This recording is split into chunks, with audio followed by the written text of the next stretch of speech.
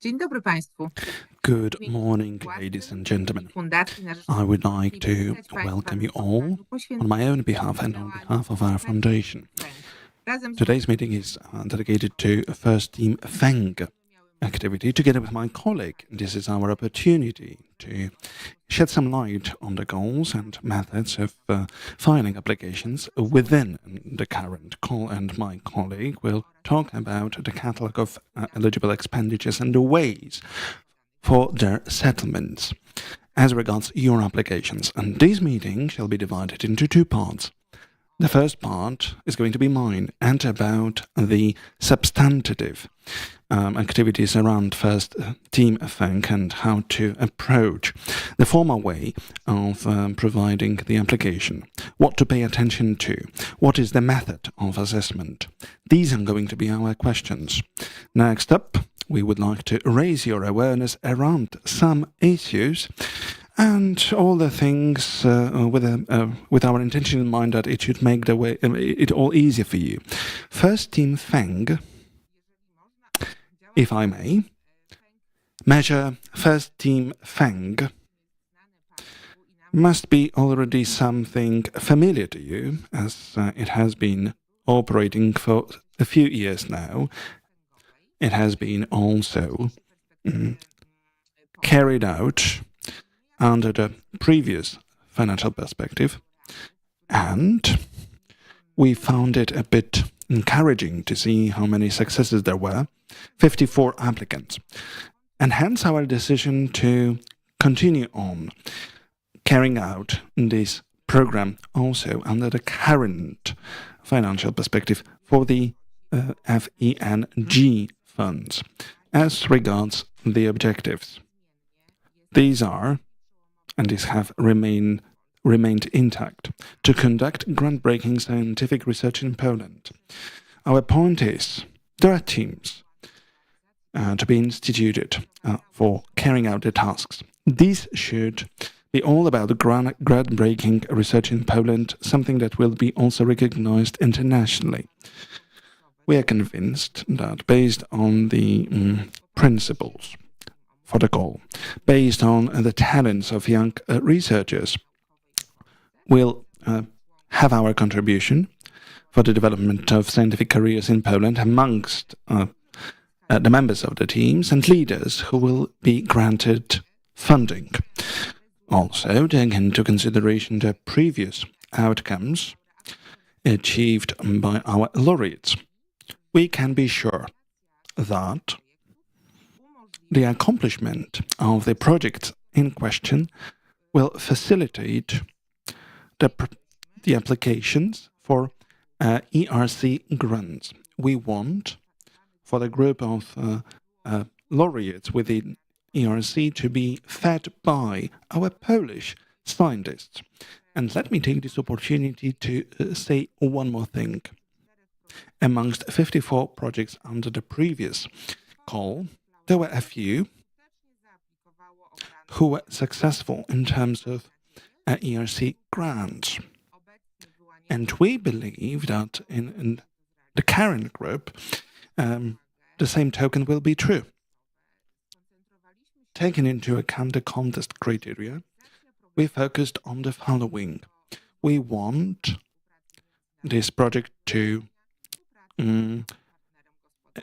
enable development of scientific career in Poland, and also to develop scientific international cooperation and establishment of cooperation with economic entities. There is supposed to be an economy and scientific partner from abroad. For the measures already achieved within FENG, we had two calls already. Call number 1 took place at the turn of 2023 and 2024. Within the framework of the previous call, there were 202 applications submitted from 68 research organizations. Thanks to the fact that we are granted support and managed to increase the allocation that had been previously directed to the call, 30 projects were qualified. the overall amount was 113 million Polish zlotys, and now we are in the midst of another recruitment that was called upon in 2024. The call in question was welcomed by a very numerous group of interested parties. There were 174 applications submitted from 74 research organizations. Currently, ladies and gentlemen, we are nearing the end of Stage 2, substantive assessment. 29 projects were qualified for this second stage. I'd like to inform you that the planned settlement date, when the list of laureates will be disclosed, is set at May the 6th, 2025. Who is this measure aimed at? The first measure is addressed to research organizations from Poland. They are supposed to point in their applications to head researchers who are in year 2 or 9 after obtaining their doctoral degrees. These people are meant to work in research organizations in Poland in the time when they will carry out the project. We are convinced that, thanks to the support granted, project leaders can build scientific teams to carry out breakthrough results, and hence they will be capable of establishing partnerships in the area of science as well as business. Another thing that I wanted to draw your attention to, let me now address the project implementation team. There are some principles here, and one of the overarching ones is the fact that it is all supposed to be bringing about groundbreaking research. We are convinced that building up a team composed mainly of young researchers should be something to subscribe to this very goal. The main person in question is a head researcher, and the head researcher is supposed to be the author of an idea to be put to fruition. Within the call that we are talking about, we think a scientist should be with a minimum of a doctoral degree, holding for no less than 2 years and no more than 9 years prior to the date of application. How do we calculate these years? And how do we assess availability? Well, please pay attention to the following. We take into consideration annual dates. This period, and let me resort to an example, well, is calculated in the following manner. A person in question should obtain their doctoral degree. The previous date is 2015 and the most advanced date is 2022. What else do we take account of? A head researcher should also be the one who have given the idea for the project itself and for the project implementation. Most importantly, this should be a person who will be committed and engaged in the very process of implementation. And they should be involved at 0.5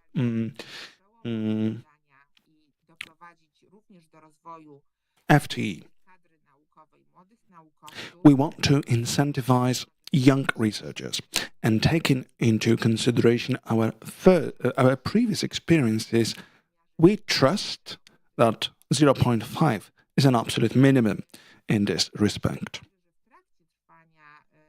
And ladies and gentlemen, as the first team project goes, our awardee mustn't be a leader of a team within IRAP or other measures, which are also carried out by the Foundation for Polish Science.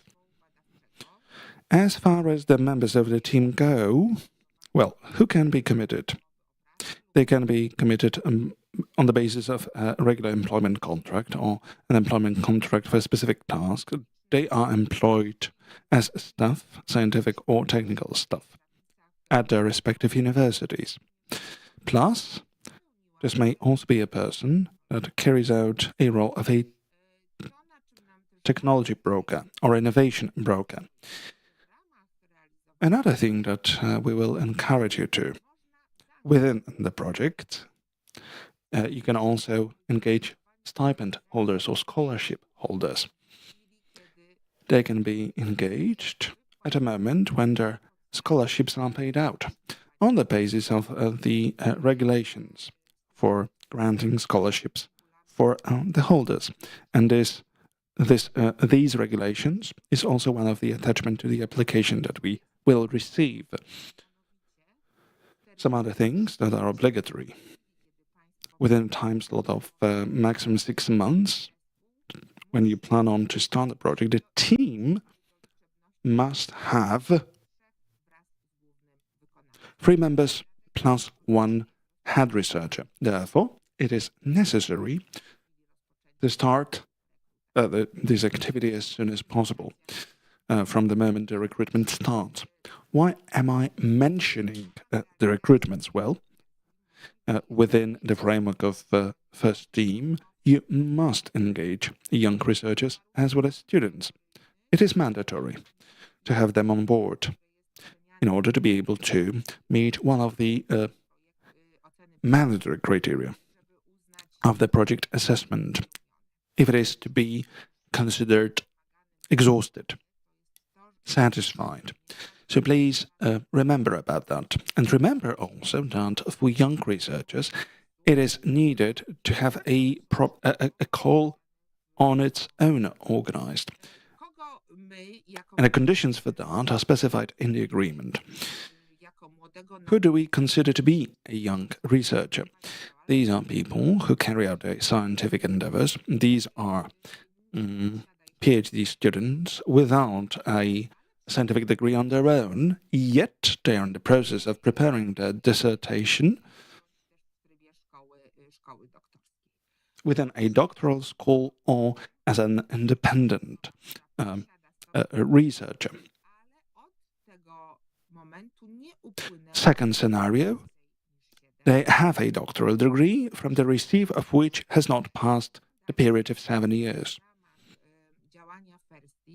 Within the first team measure, a student is a person who has the status of a first or second degree student or a unified master's degree program or equivalent. This condition for the engagement of young researchers and students is something that we assess at the formal assessment stage. Therefore, please keep this in mind. Moreover, these people must be recruited in an open call, open international call. And we want very much for your teams to be enriched by some newcomers, fresh persons from the international community. Therefore, we call upon you to have this international process organized for this sake. Another important component are our partners. In each of the projects, you have to have a foreign partner, foreign scientific partner involved. This person must at least hold a doctoral degree and be employed by a research or scientific center abroad. During project implementation, this person will bring added value or should bring added value to the task you will have planned. Another partner that is necessary in the project is a national commercial or economic partner. In other words, it must be a company that meets all the criteria of the GBER regulation. You need to sign an agreement, a contract with that company for the entire duration of your project. Please bear in mind that your national partner national economic partner must be a company that is a good match for your project's objectives. During project implementation, we will be looking at the value added brought by the national economic partner and how they contribute to the achievement of your objectives. Now, I would like to say a few words about documentation that will be required during the competitive procedure and how applications can be submitted and then how we will process them. Now, as regards the documentation, we have a document called the Regulations of Project Selection, and these regulations have a number of appendices, and they include the project selection criteria. There is a document on national smart specialization. There are draft application forms, grant application forms, and a grant agreement.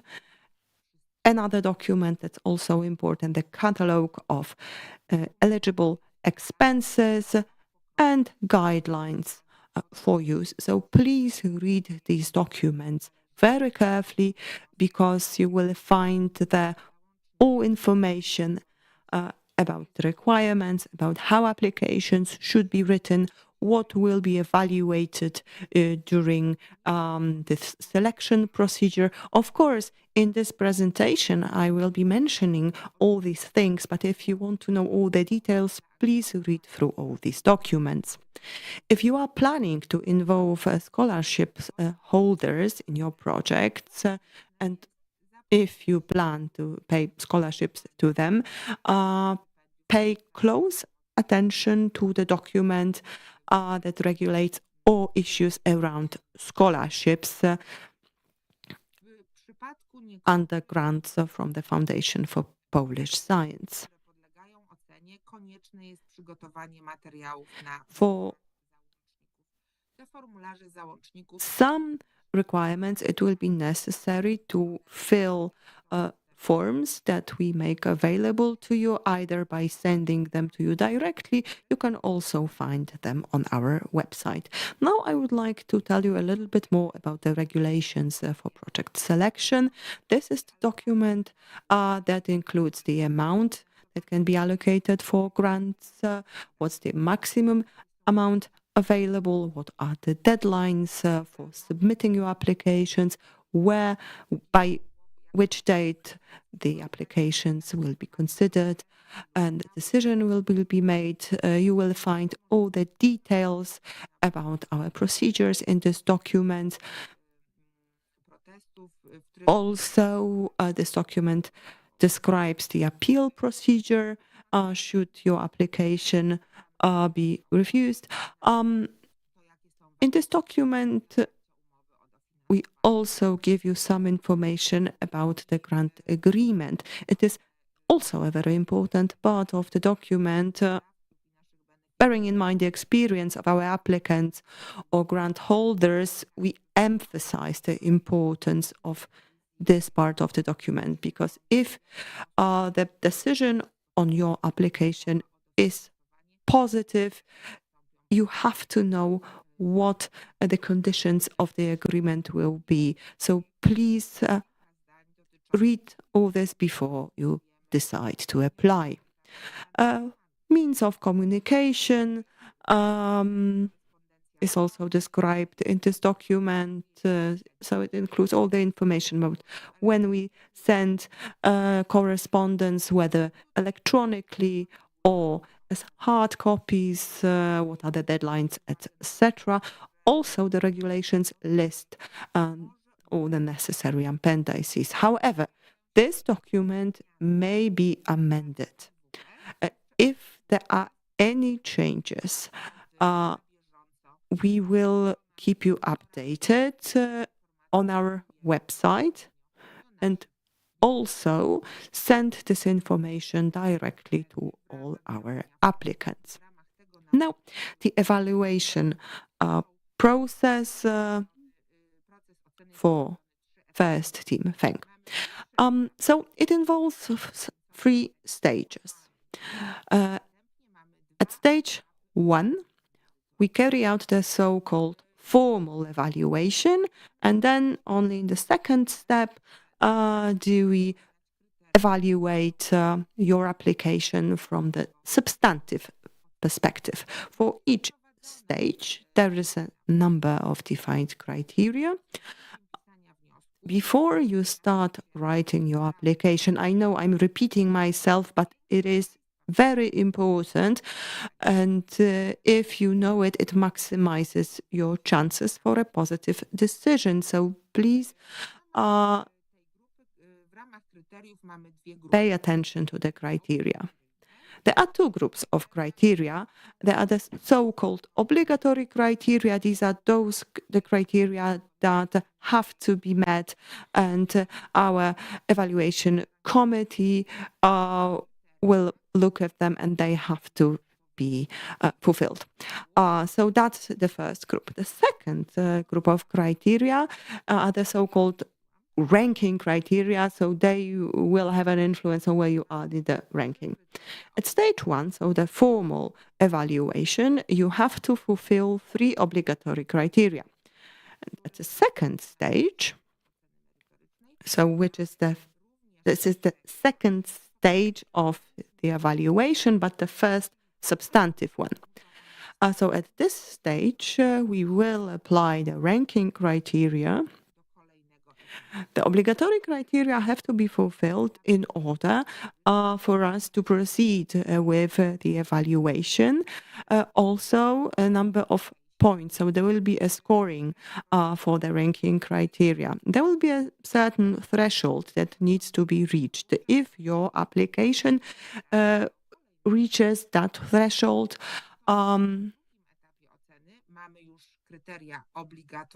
we move on to the next stage. So in the second stage of the evaluation, we have 2 kinds of criteria, both obligatory and ranking. The final decision will depend on the score you receive after stage 1 of the substantive evaluation and stage 2 as well. However, I repeat myself, but I will say again, all obligatory criteria need to be met, and all the overall assessment of the experts must be positive. Now, as for the specific criteria that are verified or checked by the experts, I'm going to limit myself to the most important ones at this stage, because right now we are working on the documentation and certain amendments have been introduced to the criteria. Now, stage 1, formal evaluation, obligatory criteria 1, has the application been submitted according to the requirements? So please, when you prepare your application, read the guidelines. Our system has been designed in a way that makes it easier for you to meet the requirements. So there is a limited possibility to attach different appendices. There are certain limits in number of characters you can use. So some requirements are already in the system. However, we still expect you to read the guidelines and meet all the requirements. I will go back to the first criterion in a minute, because there will be an important bit of information that I want to emphasize, especially. But before I do that, I would like to say something about criterion number 2, project eligibility.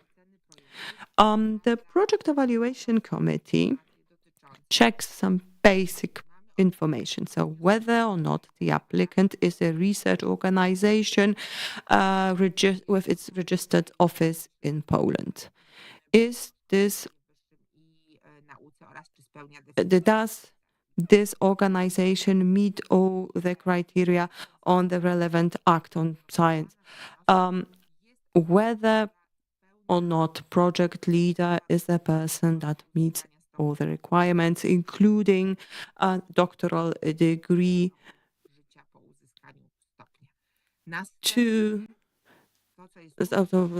9 years ago at the earliest and 2 years ago at the latest.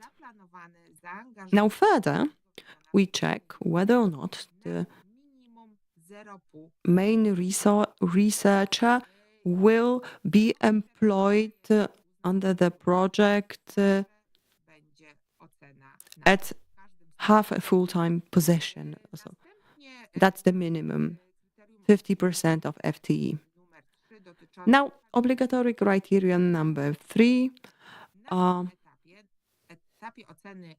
eligibility of expenditure planned within the project. So at this stage, we check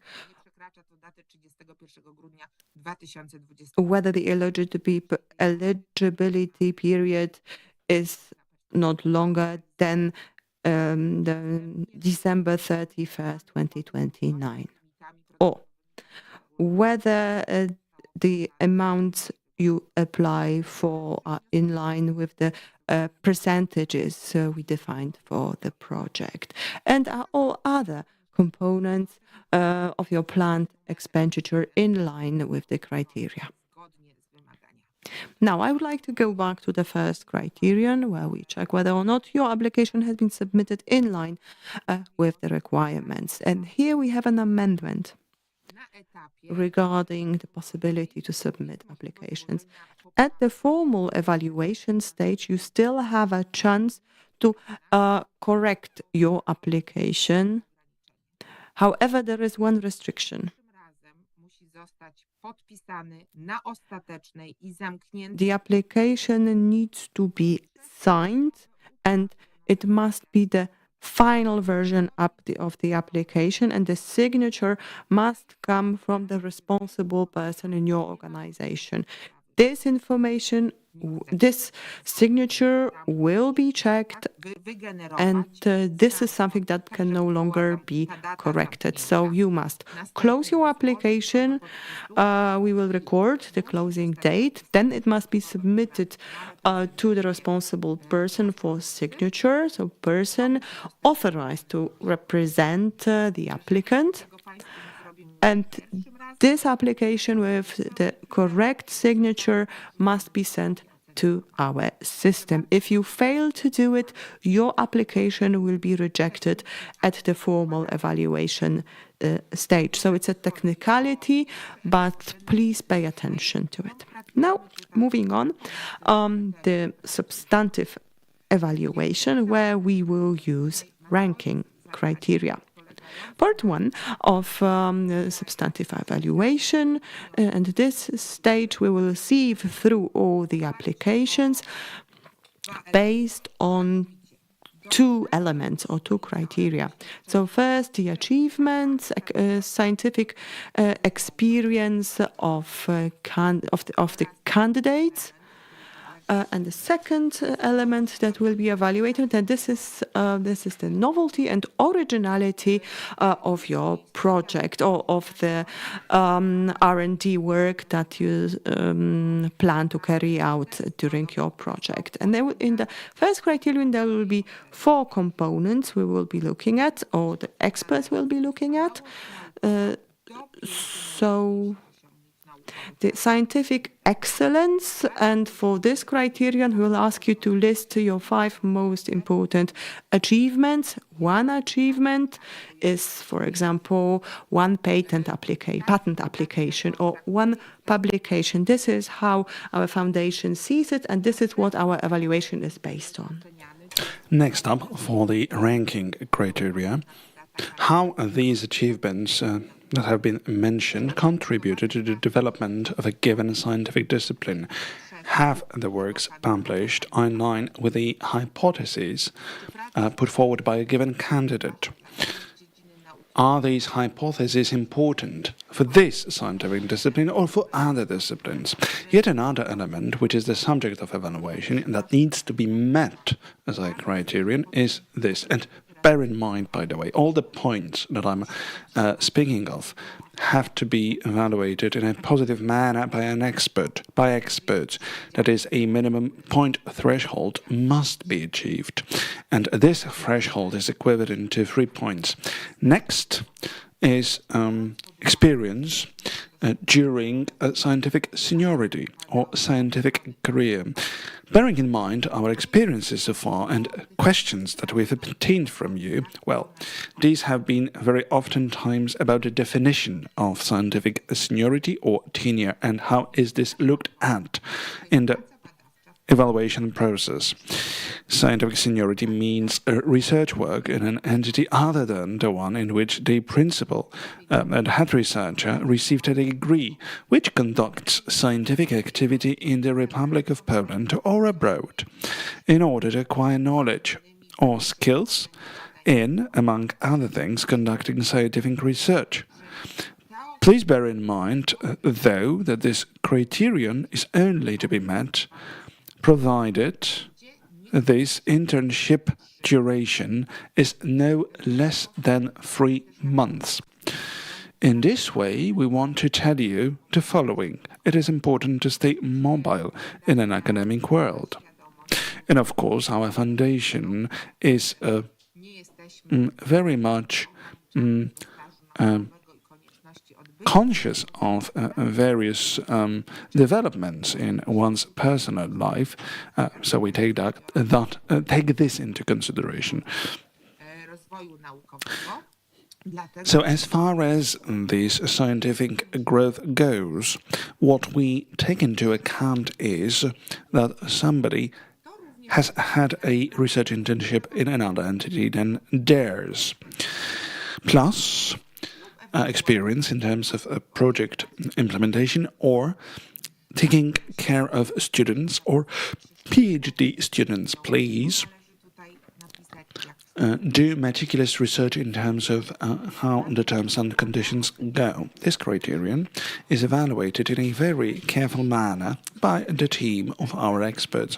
And this criterion is a ranking criteria for stage 1, and the points given can range from 1 to 5. Here, at max, you can be given 10 points, and the threshold of entry is 4 points. So this criterion has to be met at a very positive level in order to be recommended to go further towards further stages of the project. There is also the second criterion for stage 1, that is originality and freshness of the works brought forth. And there are 3 sub-criteria, that is, the level of novelty of the works proposed by you in the light of the current status of knowledge. So please point very specifically to the level you envision here and and make some very straightforward references to these elements. So the way you present originality of your solutions, problem solutions, are of essence. Furthermore, point out or highlight the potential for innovation of the project that you've carried out within your doctoral or PhD studies or the internship. There is no way you can correct it at a later stage, so please do pay very much attention to that as you go preparing your applications in light of future expert evaluation. If you are ranked in positive terms after stage 1 of the substantive evaluation, and so you are permitted to go to stage 2 of the substantive evaluation. What do we evaluate? Mandatory criteria as well as ranking criteria are evaluated against. There are 9 of them in total. It is not my intention to go over them in very specific terms, because all this information has been provided in our materials. Since you get any doubts, however, please get in touch with us. But I will go over them rather generally and point out to some critical points. 1. We look at whether the project will be implemented in the defined areas and types of research. So pay attention. Your project must be anchored in the so-called national smart specializations. Do the projects entail experimental works or development works in order for the experts to see if basic research is present, because it is, bear in mind, excluded from our scope.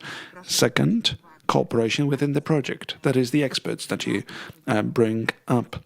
Every one of them need to generate added value, and this needs to be highlighted in the application that we receive from you.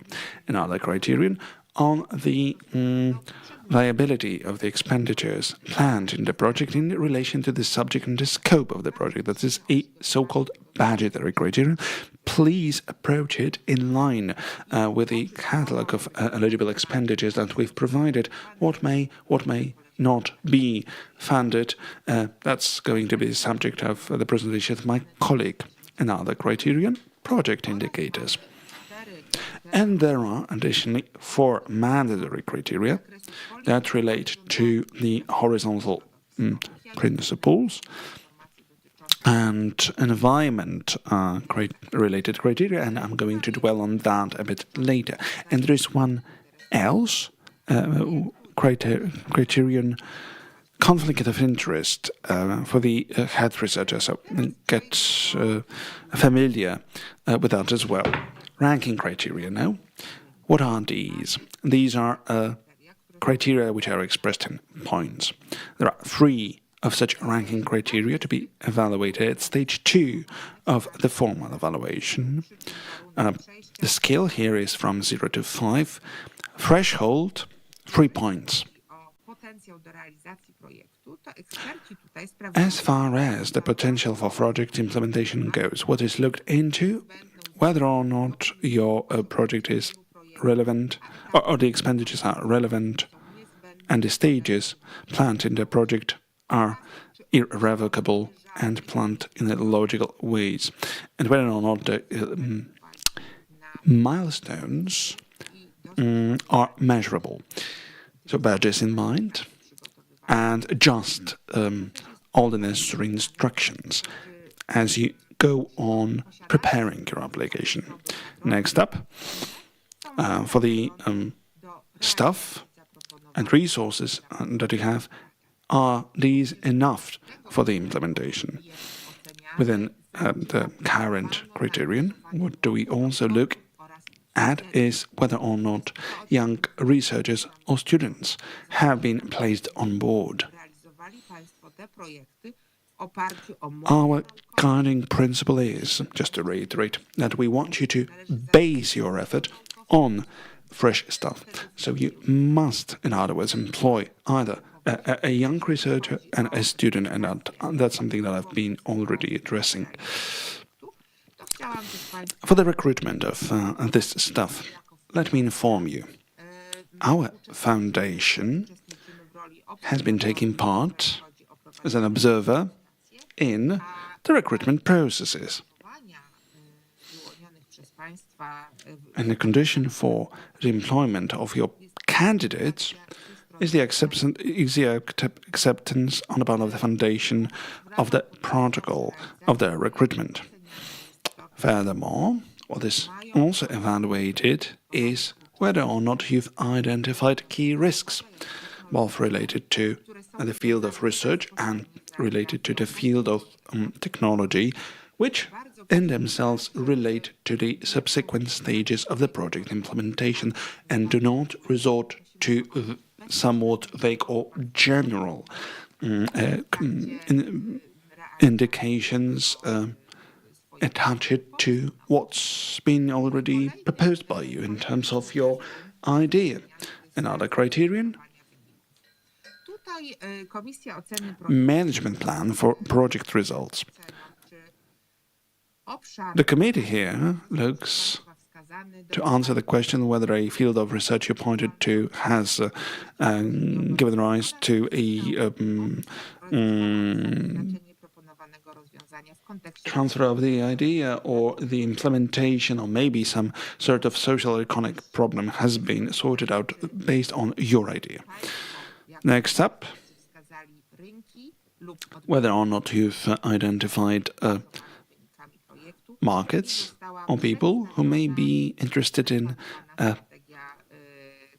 gaining something from the implementation of your idea. And the pathways for commercialization is another item. Don't go general. Bear in mind the experts. Really evaluate whether or not you are ready, you position yourselves ready to start up your innovative ideas as being supported by what you receive from the foundation. And there is one very last ranking criteria that looks at a potential competitive advantage of the proposed project in relation to other scientific research studies conducted in the topic of the proposal. So here we'll see if an applicant has proven some groundbreaking results for the field in question, whether the works you propose might potentially give rise to competitive results, especially when related to other ongoing projects competitive to yours. Here, you are also requested to be very specific in terms of addressing your project, what you propose, and what is also already there available on the market. As far as the evaluation method goes, we've got ranking criteria from 0 to 5 points. And the condition for being evaluated in positive terms is to meet all the requirements set by criteria in order to go through the stage in question. Now, let me offer a couple of insights into how the applications are meant to be submitted. First, they are to be submitted only electronically, and you've got an email address to get in touch with. Furthermore, you need to meet all the instructions that we provide, that is, the instruction for the application, and there's also a template that you have to be mindful of. These are all attachments to the regulations of the project selection. And again, let me tell you, these applications are submitted in the Polish language. Having in mind two other calls that we had organized, please note, your interest in first team has proven rather large. So we've received around 400 applications. And on this basis, let me just share some observations of the experts regarding the language. If an application has been produced in good Polish, there are no borrowings from other languages or calques or negative transfer from other languages. So there is some language. If there is some language hygiene, then it may speak highly to how your project is evaluated by the experts. Now, as far as the attachments are concerned, they should be prepared according to the predefined required format. Before you start working on your application, please analyze the selection criteria so that you know what is required, what will be evaluated. It will make your work easier at a later stage of submission and later during the evaluation. Now, the application itself consists of 9 elements, so there's general information about the project, and then one by one we go through individual items in order to fill the information and then close the application. In the upcoming few slides, I will present the most important information and what we would like to particularly emphasize because these are some things that used to be problematic in previous editions, and in some cases negatively affected the evaluation. So as regards the chief researcher, please, when you list scientific achievements, give them some titles according to our instructions or guidelines. And if we require that you submit an attachment confirming an achievement, please provide these attachments. And again, one patent application, one achievement, one publication, one achievement. So please bear that in mind. And underneath each achievement, explain how this achievement contributes to the development of their discipline. Another important aspect of preparing your application is the following. Now, there is this part called experience or scientific experience of the chief researcher. And this is where you have to write where you worked or had an internship, what was the duration, where it was exactly, what experience did you gain in that place, and what were the outcomes. This is the minimum requirement that you have to fulfill in order to confirm your scientific or research experience. Now I would like to say a few words about partners. For both kinds of partners, there is a certain minimum of information that we require. And there are also some required attachments that confirm the planned involvement of those partners. Both partners have to prepare a letter of intent. As for the foreign partner, we have a form, a predefined text that you are required to use. Other forms of letters of intent will not be accepted. The letter of intent has to be signed by the scientific partner from abroad. And again, I repeat, it has to be a person with at least doctoral title or higher. Now, the letter of intent from the national economic partner has to include at least 3 components that are listed in the slide. So, it needs to explain what kind of company it is. It has to confirm that the company is familiar and approves the conditions under which the first team grants are awarded, and it has to be signed by a person authorized to represent the company willing to take part in the project. Send us a copy of the letter as an attachment, but then we will verify whether or not it has been properly signed by a properly authorized person. Now, let me talk to you about project indicators now. There are output indicators and result indicators that we will be looking at. Now, I would like to focus on 2 indicators specifically. The first one are the scientists working in the supported research facilities. In the case of first team, this indicator should be considered if you are planning to buy research equipment. Under our grounds, it is possible to purchase research equipment up to a certain maximum amount. And now I would like to explain how we calculate this indicator, because sometimes there is some confusion about that. So first, you purchase equipment, then you look at people who will be using the equipment in the 12 months after the purchase date, and they should be counted, and it should be done according to the Frascati manual. Not everyone can be considered.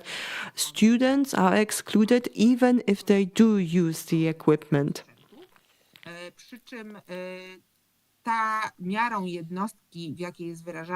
And the unit applied here is working time equivalent. And then we will check it based on the contracts you will have signed. So bear that in mind. Now the second indicator I would like to talk to, second output indicator, are research organizations participating in joint research projects. We only look at those research organizations that are parties to your agreement under the FENC program, because they will be using the funding. Now, as for result indicators, here we have patent application field and publications within the framework of supported projects. When you describe them, inform our experts what you are going to do with the output of your project. So which patent applications are you planning to file? What will be published or should be published in which scientific journals? How many publications, etc. Our experts would like to know which part of your output will be used and which belongs to which indicator. Now, when you prepared your timeline or schedule, there is an attachment, a special form, because this document is required at the stage of submission. Of course, your schedule must be realistic and it must be adequate to the scope of work you are applying for, and it must make it possible to obtain the intended results. It must include milestones, and you have to define them and define also parameters for individual stages of project implementation. Also describe how reaching a given milestone contributes to achievement of the overall objective. When you prepare information for your application, please focus on risks as well.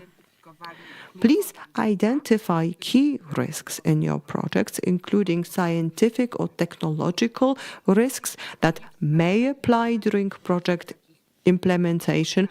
Do not write about possible staff problems, so difficulties in recruiting people to work on the projects. Well, of course, we know as the first team staff, we know how difficult it is to find competent people to work on the project, but this is not the only risk you should be writing about. Do not forget scientific or technological risks that may apply during project implementation. When you describe the risks, also define probability of this risk actually happening, at which stage of project implementation it may apply, and what you can do in order to mitigate said risk. Also write how you can react should a risk take place. Also describe how it may affect your results. Now, the compliance or compatibility of the project with horizontal policies of the European Union. There are 4 obligatory criteria in this respect. They are evaluated at stage 1 of the substantive evaluation. I would like to draw your attention to this aspect because we also evaluate what you wrote in the application during project implementation. Our foundation has the obligation to verify how you implement the projects and whether or not you stay in line with the application requirements, whether you meet the horizontal criteria. So, for example, whether you comply with the rules of equality on non-discrimination, whether you comply with the Charter of Fundamental Rights and the Convention on the Rights of Persons with Disabilities. All that is described as the stage of application and will be verified during project implementation. Now, I would also like to underline the aspect of sustainable development. So there are different bodies of rules, 6Rs, for example, or you can describe here all the elements that will make your project in line with the sustainability criteria. In all the applications, we require 2 environmental aspects. The environmental criteria must have a connection with the project and must have a connection with the same parameters as other indicators. So they have to be measurable, they should be consistent, objectively verifiable, and realistic. This is very important. Think about it already now, before you write and submit your application, because if you do, it will be easier at a later stage to verify and monitor these criteria. Also, what is your base and your target value? For example, if you have criteria tied to reduce, for example, you want to reduce the use of toxic substances.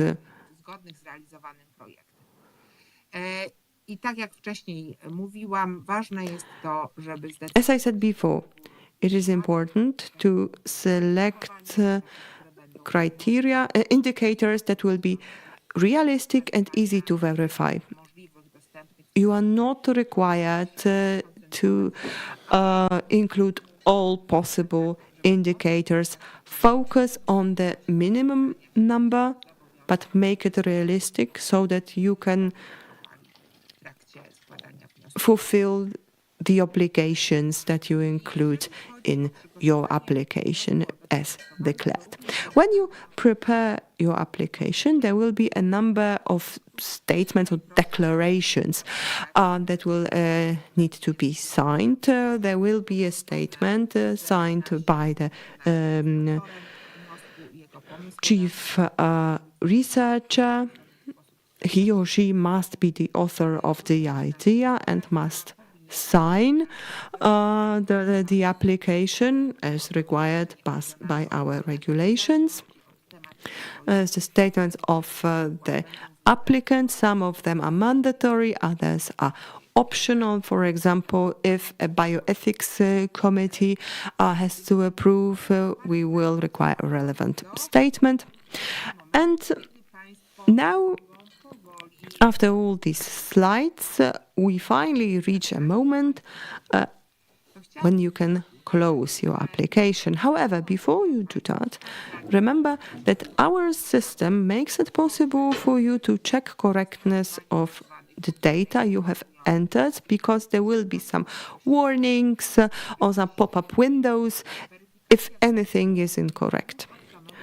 And you can improve, correct, verify your application from the first stage.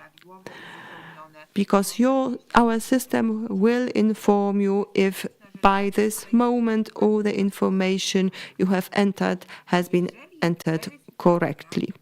And you can move on to the next module. If our system cannot verify and confirm the correctness of your application, you will not be able to close it. And apart from that, the system will generate information which sections have been verified as correct and which ones have not been verified as correct. In the case that you've ticked all the fields from the checklist in question, you are free to close your application. And once you've closed your application, the closing date will also be made visible on your application. The application, which will be generated as a collective PDF file, is then the subject for placing signature, and the signature needs to be placed by an authorized person per given applicant. And let me reiterate, this element mustn't be corrected at a later stage, because, in accordance with the criterion from the formal evaluation, this is something not to be corrected. So the system must produce a closed version of an application with a date of closure, and this must be signed by a person who is authorized and later submitted to the system. The date and time of submission of a grant application is the date generated by the IP electronic system at the time of submission of the grant application. And there is also the information going out from the system saying this application has been successfully submitted. And now, moving on to other important information. As far as the recruitment announced on April 17th goes, start of recruitment, April the 24th, 2025. So, first team measure, yet again, has gained and is gaining remarkable popularity, as there is more than a dozen of applications in the process. And bear in mind, we are all here for you, at your disposal. So get yourself familiar with the documents that we've provided. Completion of recruitment, May the 30th, 2025. But again, let me tell you that the system closes at 4 p.m. Polish time, so it won't be possible to submit the application after that hour. So please try to approach it in a sensible way. And of course, we are at your disposal, as we always are, at the very last date. But there are some barriers or obstacles that we can do nothing about as the foundation. So we might provide you with some support at a very late stage. And this is the date that you mustn't surpass. We cannot really adjust the date. So the recruitment goes as long as May the 30th, 2025. It means you've got virtually a month to go for your applications. What is the planned allocation for the call number 1, 2025? So, 64 million PLNs are to be allocated under the current call. So one project can be funded up to the level of 4 million zlotys. Hence, we can estimate we might be able to fund or recommend for funding 16 projects overall. So please, as I said, get in touch. Here come our contact data. All the questions regarding the first team recruitment can be sent to the following email address: firstteam@fnb.org.pl. My colleagues, Anna Weiler, PhD, as well as Ewa Nawrocka, PhD, are at your disposal, either by telephone or by email. And you may also want to consult our website, where there is a separate FAQ section. And there have been some turbulence right at the start, and therefore I did not say my name. My name is Maria Mosor. I'm a staff at the Foundation, Program Coordination Team. I'm the head of it. So I'm looking forward to receiving your questions on the very preparation of your application and their submission. It would be so much from me. Now, the floor will be taken by Karolina Andrzejewska, and she will spend 30 minutes now talking to you about the ways you can allocate funds under first team measure. Thank you for your attention. Good afternoon. I'm going to present to you some principles for funding within first team. So I'll speak of the catalogue of eligible expenditures. It's going to be a somewhat a wrap-up only, so get yourselves familiar with the catalogue itself and all the other related documents that we have made available to you, because this is where you eventually find all the answers to all the critical questions, something that might be also determining for the overall success of your application. All right, let us begin from the eligibility of expenditures general rules. Expenditures eligible for finances in the project are those necessary for the implementation of the project that are reflected in the substantive part of your funding application and stem as such directly from the works that you've planned for and are in compatibility with them. Secondly, the expenditures must be incurred in the light of competitiveness principle, guidelines, your internal regulations on the way public procurement is organized. It is inasmuch essential as at the stage of application it is worthwhile of having. How come you know what's the source of your knowledge, why something is to be considered necessary of a purchase, like you've got a request for proposal sent out, because it will be something of a facilitation. Exemptions from the competitiveness rule, expenditures for the staff of the project, if such members are given by their names in the funding application.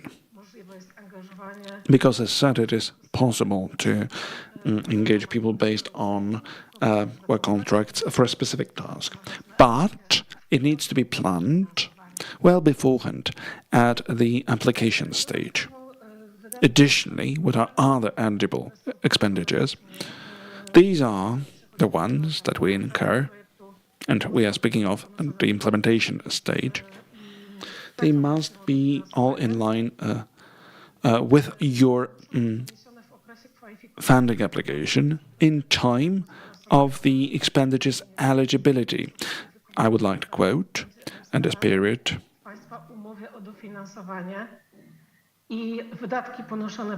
these are expenditures pre and post eligibility period are not eligible.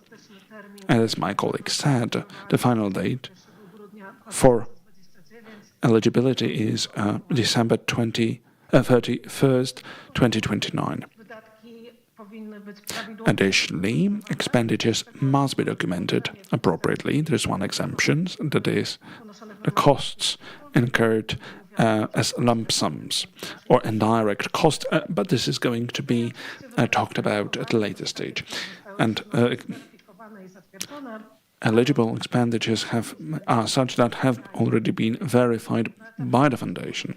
But at the stage of application, please do make these expenditures in line with the catalogue of eligible expenditures. This catalogue is rather close and not too exhaustive, so please have a look when needed. Furthermore,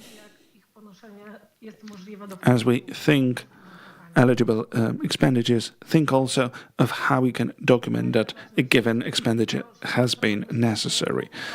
Another thing, VAT can also be considered eligible, but only provided VAT can be retributed in your measure. Double taxation and, well, if something goes under this rule, it's going to be verified by relevant tax entities.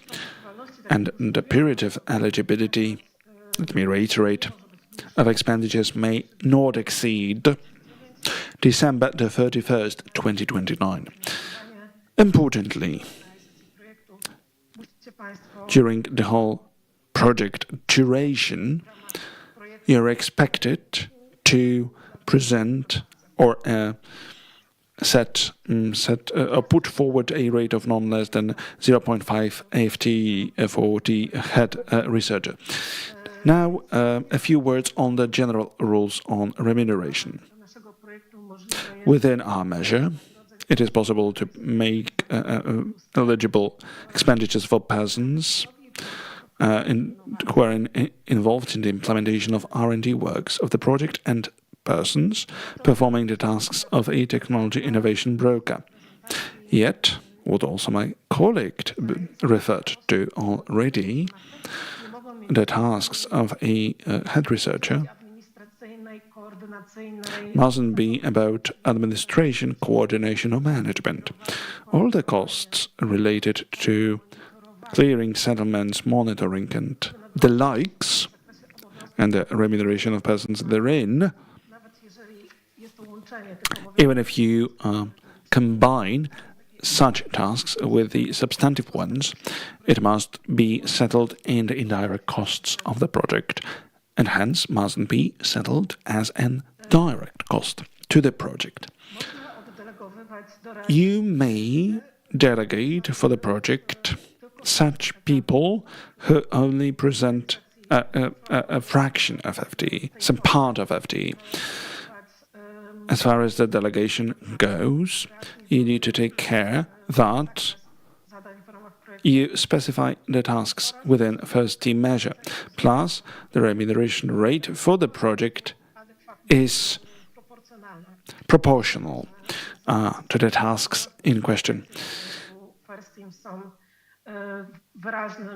Unless you've got a ready justification if it isn't meant to be proportional, but you'd better specify it right at the application level.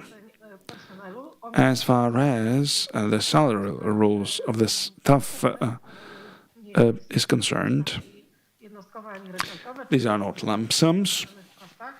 These are costs that have been incurred.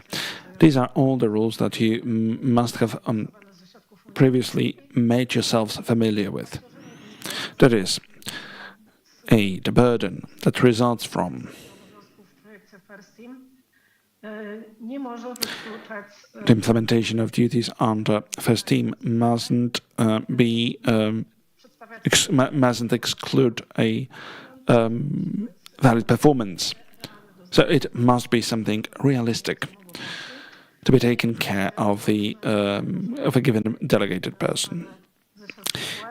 B. The total professional involvement of project staff in the implementation of all projects mustn't exceed the level of 276 hours per month. The above limit includes the period of vacation, and it must be something that you verify on a regular basis, should any change arise, because if it does, it may lay ground for not settling the costs once they have already been incurred under the project.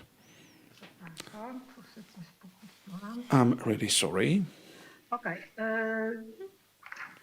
Jeśli chodzi o dodatki i nagrody, for the bonuses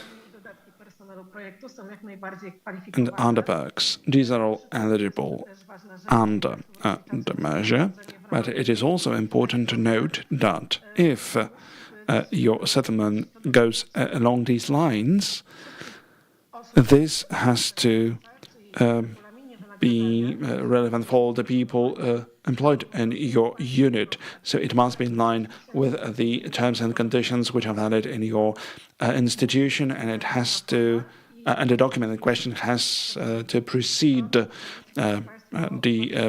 period of the project. So if you have a given remuneration scheme for the delegated person through bonuses, well, this information, you'd better place it in the application with a straightforward reference to a given document and its section and a date in question. It will then facilitate the verification of documents. The next category of expenditure are scholarships. This is something you plan at this stage of application. These are naturally scholarships for students and PhD students. The condition of eligibility at the stage of implementation is the correct recruitment procedure, which must be documented in line with the eligible costs catalog and in line with the regulations for granting scholarships, which is an attachment to the grant agreement. You will find it among all the documents that we made available to you. So there is a document called Regulations for Scholarships. However, there is no draft agreement, but all the requirements regarding scholarships are described there, as well as main information about the necessary elements of an agreement. The next point, development of R&D staff. So it is possible to cover the expenditure for raising the skills of people who are directly involved in implementing the project. These can be the researchers, the chief researcher, but also students, the PhD students, and people meeting the definition of a young doctor. But again, these persons have to be directly connected to the project. They have to work on the research equipment. They must be involved in commercializing the research results or in the IP protection or project management. What's not eligible are trainings that are carried out in order to meet certain legal requirements in our country. For example, occupational health and safety training, internal trainings carried out by the staff of the organization. So, two types of trainings are eligible, one domestic or international, according to our guidelines and our catalog of eligible expenditure. You have to apply unit rates, which means it is not that you apply for refunding of actually incurred costs, but unit costs that are listed and are a closed catalog. You will find detailed information about that in our catalog. Now, that applies to domestic trainings. As for foreign trainings, here the rule is different. You receive a reimbursement based on actually incurred costs. However, you have to provide this information at the stage of application. You have to indicate the cost of a training or summer school or whatever it is, whether a training or summer school has to be stationary. It cannot be an online training. Participants have to actually travel abroad, and then additional costs covering the cost of travel and other additional costs can also be covered by funding, but in a different place. Sometimes there are misunderstandings about that at the stage of application, and perhaps in our catalog we don't describe it clearly enough, so I want to emphasize it at this stage. In the R&D staff development category, you give the costs of international training or summer school. However, all additional costs of travel and accommodation, etc., it's a different category. Another important point, when you plan participation in international or foreign trainings or summer schools, you have to obtain a confirmation of this cost item. So, for example, you have to have a certificate that confirms attendance in a given training, that confirms that additional skills have been learned, or if it's a study visit, of course, there will be no certificate, so no confirmation, so this criterion not be met, so bear that in mind. You need to have such a confirmation, a document. Additional or other indirect costs, it's a very broad category, including all sorts of expenditure. I'm not going to go into detail. Just bear in mind, in the section of the application, when you justify your expenditure, please write exactly what you spend this money on, because it may be one line in your budget, in your chart, but in this part, be more descriptive about that and go into detail. And of course, all these cost items must be directly connected to your project. The most important categories in this section are, for example, materials, consumables, lab equipment, or infrastructure that is not a fixed asset, which means up to the value of 10,000 net. Also, depreciation on equipment or machines that you own can be added to this section, unless you have purchased this equipment from other EU-funded sources or funds. So in the scope in which this equipment is used for the implementation of this project, you can apply for the cost of depreciation, and of course only in the scope that is necessary for project implementation. So moving on, what are other forms of expenditure? Transportation, for example, whether domestically or abroad, the transport of prototypes, equipment, materials, samples, products, cost of patent applications. Maybe I would like to explain it a little bit more. Well,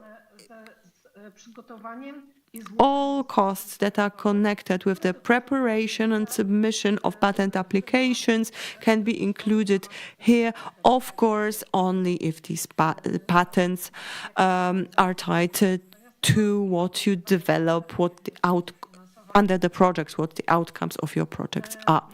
So they can be attached to the application. Also, all costs of purchasing intangible assets according to the Polish accounting law are eligible. I want to underline it. For example, licenses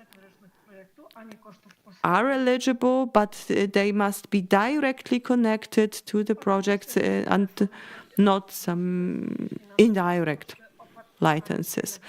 Also, conference fees for people directly involved in implementation of the project or scholarship holders, provided that their participation in the conference is active. So we can, conference fees are eligible if the person concerned holds a presentation or is an active participant of a poster session. So other costs of travel, if it's an official visit, but then you have to be quite detailed when describing what it is, whether it's a delegation to a conference, what sort of event it is. So please be accurate,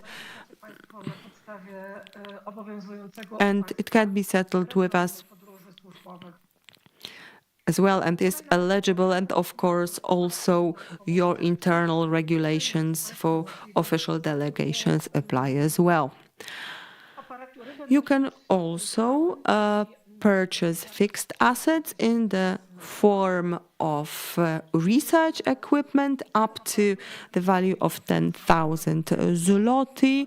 It can be funded under first team projects if it is approved at the stage of application. So all such costs and the specification of the equipment must be given at the stage of application, and also you have to inform how this equipment connects to your project. Sometimes there are certain indicators that are required, as my colleague mentioned before.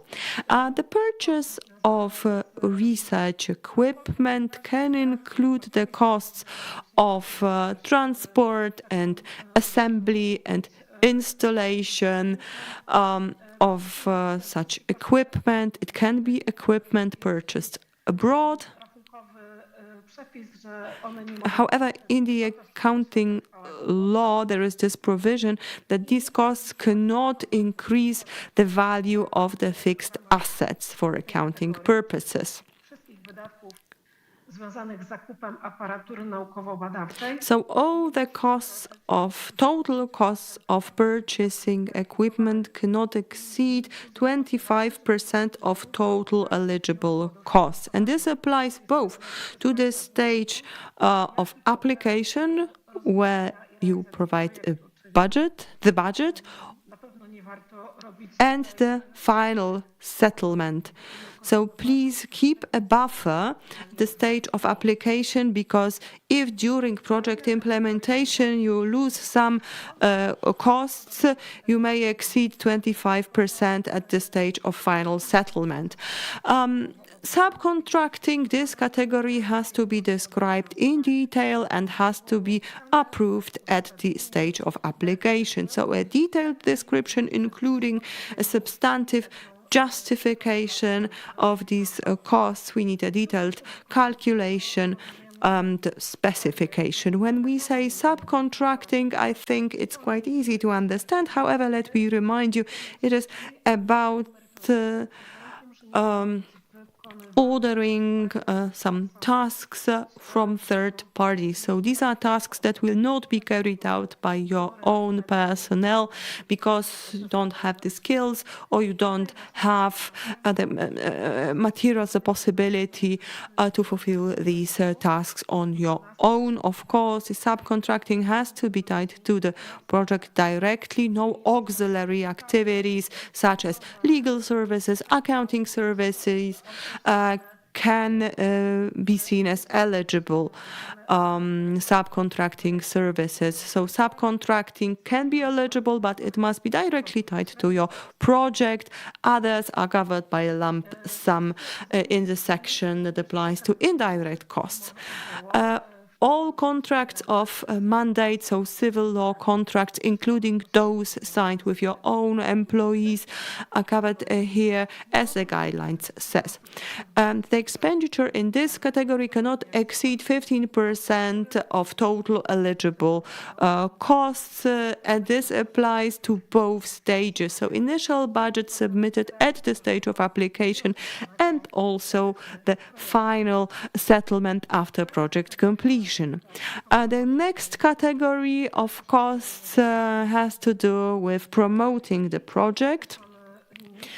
So promotion, there is a limit. These costs cannot exceed 1% of total eligible costs. On top of that, there is a closed catalogue of costs that can be incurred in this category, and the catalogue of eligible costs is very clear on that. And these costs must be in line with our guidelines on information and promotion. So when you apply for such costs, please describe it as well and justify these costs, bearing in mind that the catalogue of eligible costs in this category is closed. Indirect costs of the project under first team. How are they calculated? They are calculated based on a lump sum. The indirect costs, This is a flat rate of 15% of direct eligible personnel costs. So as you put forward the budget of the project and as you settle the project in question, then whether or not you've incurred an indirect cost, then it is 15 times direct eligible cost of the personnel. So in line with the guidelines, it is not mandatory for you to document how you incur these costs. Just the fact that you've incurred them. So if you've incurred them, what does it mean? You've calculated them appropriately. The costs that lay the ground for these 15%, if they do change with time, then the overall amount of your indirect cost will change as well. At the application stage, well, you are required to specify what you intend to direct your indirect costs to under the project, or else how you intend to manage them. Within indirect costs, you mustn't fund ineligible costs within the project. What are these? They are pointed to in our non-eligible expenditures catalogue, but also in the guidelines. These are, most of all, banking, commissions, fixed assets, amortizations, Jubilee bonuses. So there is a whole chapter dedicated to non-eligible components of remuneration. So just for you an information. So just try to avoid non-eligible costs. And by the way, all the expenditures that you include in your application, the ones that we've accepted and approved, and then with time, there is also the stage of verification of all the expenditures. There is also this requirement for documentation. At each and every stage, a given expenditure may be considered ineligible. So in line with the contract and the guidelines, ineligible expenditures are the ones that you must incur from your own budget, and this is something that we don't wish for. All right, I'm bringing this presentation to a close on a slightly pessimistic note. Yet we've exhausted the topic as I've go about the main assumptions. So go through the catalogue of eligible expenditures in a very meticulous manner. And when it comes to something that you find under the budget, that is the justification part, do it in reference to all the documents that we have provided you with. It must make your task much easier then. Thank you very much for the fact that you've come along so numerously, taking part in the event. If there are questions, please refer them to our website or get in touch with the personnel whose contact details I have already given you, and we'll try to do our best to support you along the way. We wish you all success. And in a second from now, that will display the slide with the QR codes that will guide you to the landing page with the contact details of all the staff delegated on behalf of the Foundation for the Polish Science. Thank you.